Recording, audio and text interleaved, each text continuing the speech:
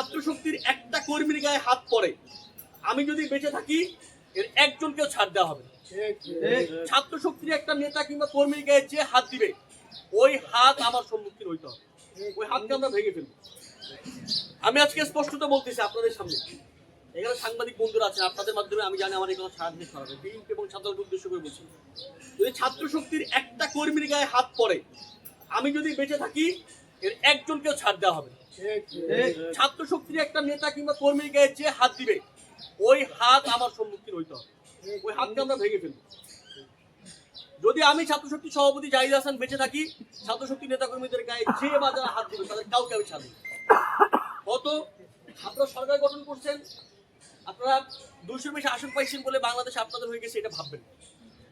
বাংলাদেশ বাংলাদেশের মানুষের, এখানে মানুষ যান মানে নিরাপত্তা সহকারে শান্তি এবং সুস্থভাবে বেঁচে থাকে। শান্তি এবং শৃঙ্খলা কোনোভাবে বিনষ্ট করা যাবে না।